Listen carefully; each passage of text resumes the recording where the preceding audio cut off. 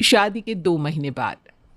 भाभी मैं कल मायके आ रही हूँ और इस बार ना मैं पूरा 1 महीना रहकर जाऊंगी, क्योंकि मम्मी जी ने कह दिया है कि शादी के बाद हमारे यहाँ दुल्हन होली अपने मायके में ही मना कर आती है। मैं तो बहुत एक्साइटेड हूँ। पूरा 1 महीना घर पर आकर मौज करूंगी। अरे हाँ हाँ प्राची, बिल्कुल आ जाओ। ये तो तुम्हारा अधिकार है।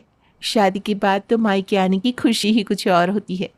तुम कल समय से पहुंच जाना, हम तुम्हारा इंतजार करेंगे। अगले दिन सुबह 10 बजे ही प्राची अपने मायके पहुंच जाती है। प्राची को मायके छोड़ने के बाद उसका पति वैभव वापस अपने घर लौट जाता है। कहने को तो प्राची की शादी को अभी सिर्फ 2 ही महीने हुए थे, लेकिन इन 2 महीनों में जैसे प्राची के तो हाव भाव, तौर तरीके पूरी तरह से बदल गए थे। अब वो मायके में होने वाली हर छोटी बड़ी बात पर मुंह बिचकती और अपने ससुराल की तारीफों के पुल बांधती।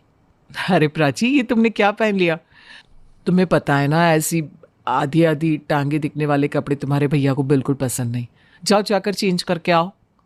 भाभी अब मेरी शादी हो चुकी है और ऐसी पिछड़ी सोच मेरे ससुराल में किसी की नहीं है। मेरी सासू माँ ने तो खुद मुझसे कहा, प्राची बेटा गंवारों की तरह दिन भर साड़ी में लिपटी मत रहना, आजकल की लड़कियों की तरह अपडेट होकर रहना। अब अगर तुम घूंघट की गुड़िया बनकर रहोगी तो हम किसी को क्या मुंह दिखाएंगे कि हम कैसी गंवार लड़की को ब्याह कर ले आए हैं। जब मेरी सास ने मुझे परमिशन दे दी है तो कोई और भला बीच में क्यों बोलेगा। मैं तो अपने ससुराल में भी स्कर्ट जीन्स मिडीज ये सभी पहनती हूँ। तुम्हारा कहने का क्या मतलब है?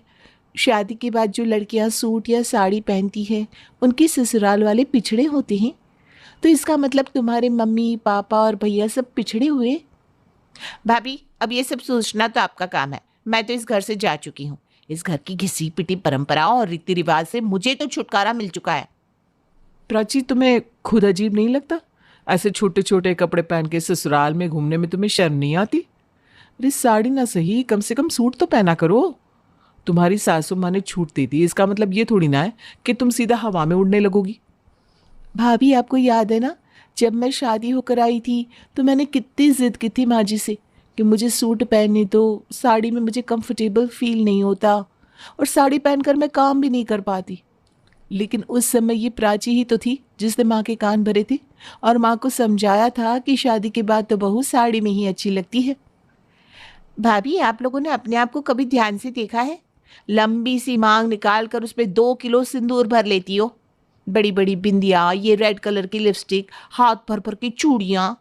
अब आपके जैसी लड़कियों को कोई साड़ी पहनने के लिए ही कहेगा ना, मिनी स्कर्ट तो पहनाएगा ही नहीं। आपके ऊपर ना सूट भी नहीं करेगी ऐसी ड्रेसेस। ऐसा है ना भाभी, ये सब ड्रेस भी वही पहन सकता है जिसके पास पर्सनालिटी हो, स्टाइल हो, जो आपके पास डोंट माइंड पर है नहीं। इसलिए आप लोगों की पर्सनालिटी के हिसाब से मैंने आपको साड़ी पहनने के लिए कह दिया था।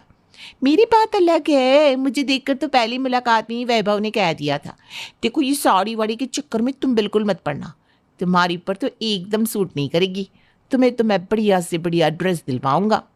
और नेक्स्ट मंथ तो हम गोवा भी जा रहे हैं, वहाँ के लिए भी मैंने ऐसे ऐसे ड्रेसेस लिए कि आपकी तो आंखें फटी रह जाएंगी। प्राची की बात सुनकर दोनों भाभियों को मन ही मन बहुत गुस्सा आ रहा था, लेकिन शादी के बाद पहली बार घर आई हुई ननद को वो दोनों नाराज नहीं करना चाहती थी। इसलिए बात को ज्यादा आगे बढ़ाए बिना दोनों चुपचाप जाकर अपने अपने काम में लग जाती है। लेकिन कहीं ना कहीं उनके मन में प्राची की कई बातें खटक जरूर रही थी। अगले दिन, मोना, काव्या बेटा, जल्दी से तैयार हो जाओ तुम दोनों। होली आने वाली है तो मैं सोच रही हूँ कि प्राची के लिए शगुन के कपड़े ले आते हैं। लगे हाथ तुम दोनों को भी बढ़िया बढ़िया साड़ी दिलवा देती हूँ। खुद अपनी पसंद से चूज कर लेना तुम दोनों भी। हाँ माँ जी, हमें तो आप साड़ी ही दिलवाएंगी। और प्राची को क्या दिलवाएंगी? Mini skirt, half pant, shorts या कुछ और जो गोवा की ट्रिप पर पहन सके? अरे काव्या बहू, कैसी बातें कर रही हो? हम भला क्यों अपनी बेटी को ऐसे उल ड्रेस देने लगे? मैं तो उसको भी साड़ी ही दिलवाऊंगी, वो चाहे पहने या फेंके। और ये छोटे छोटे कपड़े पहनने के ना पहले कभी मैं पक्ष में थी और ना अब हूँ।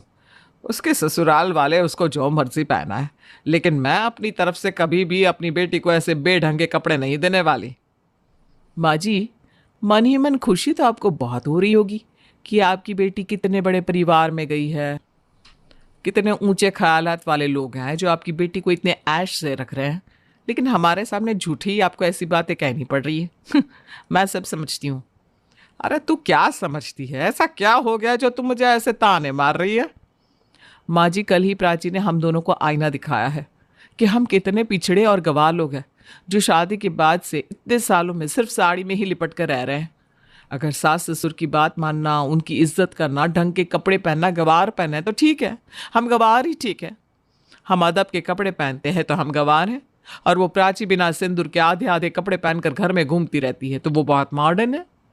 और आप हमें तो सूट पहनने पर भी टोक देती हैं, अपनी बेटी को कुछ नहीं कहती। कविता बहुत हैरानी में थी, क्योंकि इतने सालों में पहली बार उसकी बहुएं उससे सवाल जवाब कर रही थी, और वो भी सिर्फ प्राची के कारण। बहस को बीच में ही छोड़कर कविता अपने कमरे में लौट आती है। बस बहुत हुआ।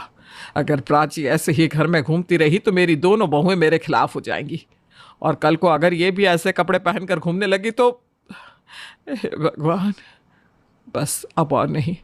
मैं आज ही बहाने से दामाद जी को बुलाती हूँ ताकि वो प्राची को वापस ले जाए। अगले दिन दोपहर में वैभव अपनी माँ को लेकर प्राची के घर पहुंच जाता है। प्राची, ये कैसे कपड़े पहन रखे हैं तुमने? शर्म नहीं आती तुम्हें शादी के बाद ऐसे अधनंगे कपड़े पहनकर घूमते हुए? वो माँ जी, वो क्या वो? अरे शादी से पहले तुम चाहे जो भी पहनती रही हो, लेकिन अब तुम हमारे घर की इज्जत हो। आगे से कुछ भी करने से पहले इस बात का ध्यान रखना कि अब तुम सिर्फ इस घर की बेटी नहीं, हमारे घर की बहू भी हो। अब मैं तुम्हें एक दिन के लिए भी मायके नहीं छोड़ने वाली। तुरंत जाकर कपड़े बदलो और अपने घर चलो। सास की कड़कती आवाज़ सुनकर प्राची दौड़ते हुए अपने कमरे में जाती है और जल्दी से कपड़े बदलकर साड़ी पहनकर बाहर आती है। बेचारी प्राची का झूठ का किला एक झटके में टूटकर ढह गया था। प्राची की सास को गुस्से में भरा देखकर दोनों भाभियों को इतना तो समझ में आ ही गया था कि प्राची ने अपने ससुराल के बारे में जितनी भी बातें कही थी वो सारी झूठ थी। प्राची अपनी सास को समझाने की बहुत कोशिश करती है, लेकिन उसकी सास उसकी एक नहीं सुनती और उसे वापस ले जाती है।